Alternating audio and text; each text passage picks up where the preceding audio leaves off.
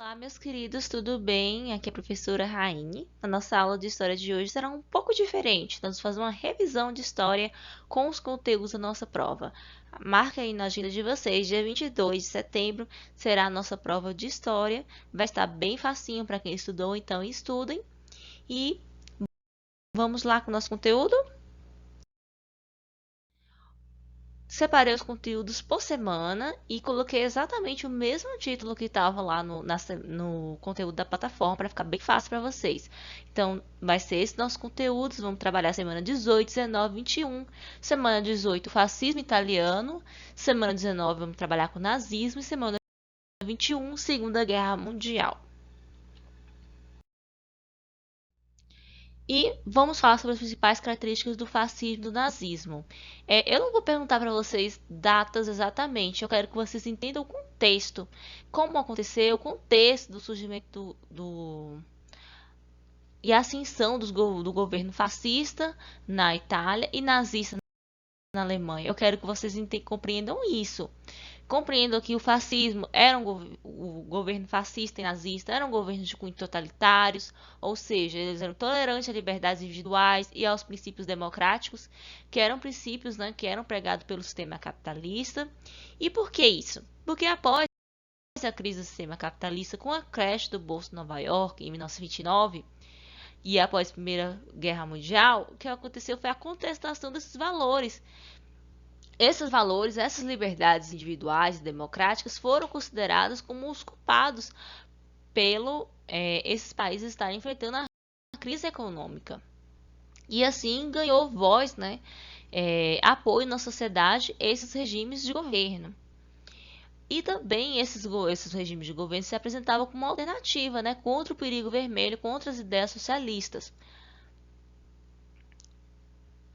Outro motivo, a ascensão desses líderes totalitários, porque eles se posicionavam contra não, né, gente, como grandes heróis da nação.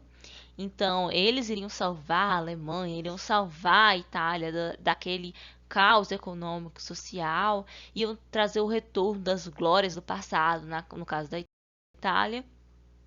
E para fazer isso, e para se manter no poder, eles utilizavam de forças paramilitares, ou seja, de pessoas, né, armadas que não eram exatamente, né, o braço do Estado, mas utilizavam dessas pessoas armadas em grupos para causar o quê? Um medo. Quando eles chegaram no poder, eles utilizaram a censura, a censura aos meios de comunicação, uma altíssima propaganda ideológica nas escolas, nos aparelhos do governo, e utilizaram a repressão para se manter no poder. Então, agora falando das características gerais, né? Vamos falar sobre cada um. E como foi a ascensão do nazismo. A ascensão do nazismo na Alemanha, ela se inicia logo após a queda da Bolsa de Nova York em 29. E quando aconteceu esse crash, né, a economia alemã vinha se recuperando, né, a pequenos passos do caos, né, da Primeira Guerra Mundial. A Alemanha foi culpabilizada como a grande vilã da Primeira Guerra, e quando ela começou a se recuperar graças aos investimentos capital estadunidense, de repente, o que aconteceu? Houve o crash, e com o crash a inflação foi às alturas e o desemprego aumentou ainda mais ainda.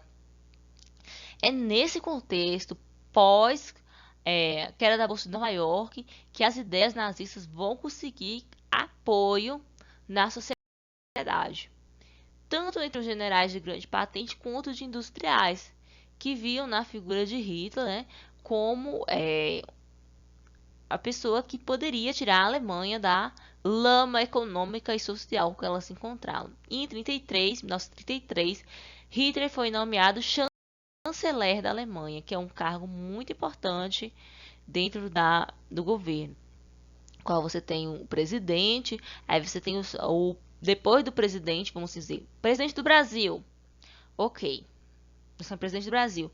E qual é o segundo cargo mais importante? Seria o chanceler. Deram para vocês entenderem isso? Mas aconteceu uma reviravolta. Hitler conseguiu, né, ser chanceler graças a esse grande apoio que ele tinha. E entre 1934 aconteceu o que? A morte de Van Hindenburg. Ele era o presidente da Alemanha. E com isso Hitler assumiu a presidência com o título de Führer, que foi o guia, o condutor, ele que ia guiar a Alemanha às grandes glórias. Ia recuperar o respeito que a Alemanha deveria ter. Por que a Alemanha deveria ter essas grandes glórias? Porque eles eram superiores. Então existia o mito da superioridade raça da ariana, uma raça pura, raça nórdica, de homens brancos e louros. Então, e seriam superiores às outras raças que existiam, um conceito totalmente desmistificado pela ciência. O antissemitismo, que seria o ódio aos judeus, culpabilizando os judeus, né, por todas as mazelas sociais da Alemanha. E a necessidade que a Alemanha teria de ampliar o espaço vital, ampliar o espaço vital para conseguir que sua economia tivesse maior desenvolvimento. E o fascismo? O fascismo ele veio antes do nazismo, né? Porque muitas das ideias nazistas foram inspiradas pelo fascismo. E ele começou com a fundação do Fascio Italiano di Combattimento, em 1929, que foi um partido, que depois tornou um partido, né? Foi fundado por Benito Mussolini. E a ascensão das ideias fascistas, ela vem o quê? Dentro desse contexto econômico também, de fragmentado, né, capitalista, depois da queda do Bolsa de Nova York, de descrédito do capitalismo. E aí a gente tem a ascensão dessas ideias na sociedade e também como forma de combater, né, o perigo vermelho, as ideias socialistas. E a confirmação dessa ascensão foi quando aconteceu a Marcha sobre Roma, liderada por Benito Mussolini, né, que foi uma grande passeata, né, com os camisas pretas que adentraram as cidades de Roma, e isso mostrou um grande poder e influência que as ideias fascistas tinham sobre Roma. E com isso, Mussolini foi nomeado primeiro-ministro pelo rei Vittorio Emanuele em 1922 e conseguiu ascender ao poder e se manter através dos mecanismos, como eu falei para vocês, da violência, do uso das forças do Estado para reprimir as pessoas, de prisão, de proibir as liberdades de imprensa, as liberdades individuais. O Estado estaria acima de tudo e todos os indivíduos deveriam obedecer ao Estado. E também através de acordos, que foi o Tratado de Latrão de 1929, que Benito Mussolini fez com a Igreja Católica. A Igreja Católica conseguiu o território do Vaticano, que hoje é o menor estado do mundo, que é administrado pela Igreja Católica, para que a Igreja Católica apoiasse o regime fascista. E quais foram os fatores que levaram essas grandes potências à Segunda Guerra Mundial? Nós temos alguns bem importantes. Eu não vou cobrar datas para vocês. Quando aconteceu a invasão na Polônia? Bom, essa é uma data importante. Foi 1º de setembro de 1919. Mas, assim, eu quero que vocês consigam entender o contexto dos acontecimentos. De que forma ocorreu a Segunda Guerra Mundial, quais foram os impactos que trouxe. É isso que eu quero que vocês foquem, que é importante. Decoração de datas, para mim, não é importante. Alguns fatos são importantes, igual 1939, 1945, foi a Segunda Guerra Mundial, mas outras datas dentro do conflito, para mim, não são importantes, ok? Enfatizando esses fatores, vamos falar sobre a Segunda Guerra Mundial. Então, nós temos vários motivos que levaram à Segunda Guerra. Nós temos o Tratado de Versalhes, que culpabilizou unicamente a Alemanha como uma grande vilã da Primeira Guerra Mundial.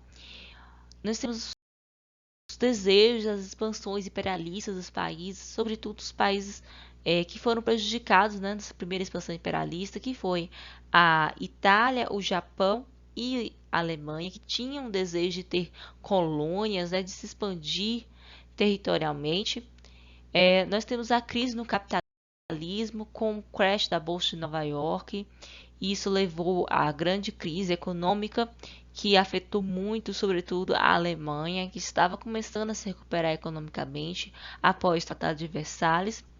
Nós vamos ter também com o marco, né, o início da Segunda Guerra Mundial, a invasão da Polônia pela Alemanha em 1939.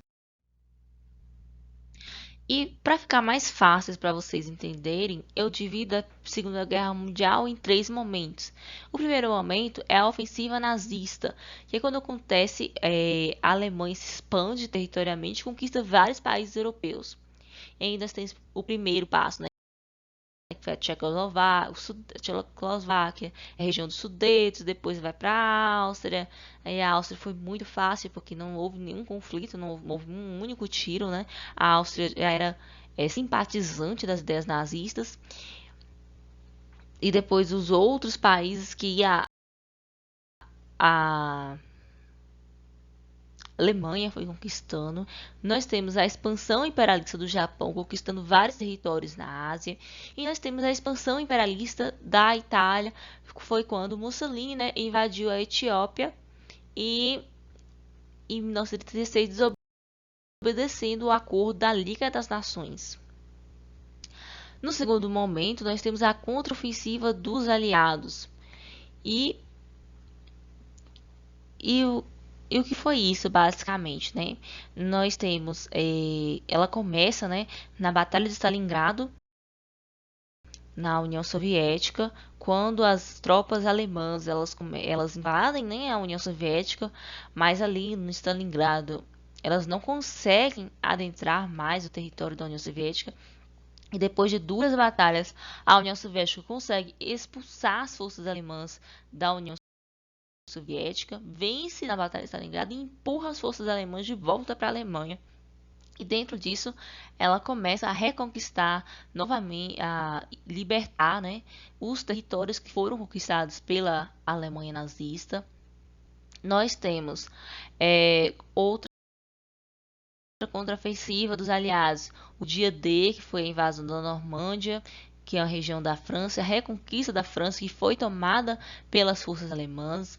Nós também vamos ter a outra ofensiva ali vindo pela região norte da África, que foi a invasão da ilha da Sicília, a reconquista da ilha da Sicília na Itália, e a partir do sul da Itália, subindo ao norte, conseguiu se reconquistar a Itália. A partir daquele momento, a Alemanha ficou ali ilhada, né, totalmente. De um lado a União Soviética, do outro lado pela França, a gente tinha os aliados. Do lado da Itália também ela foi dominada, né?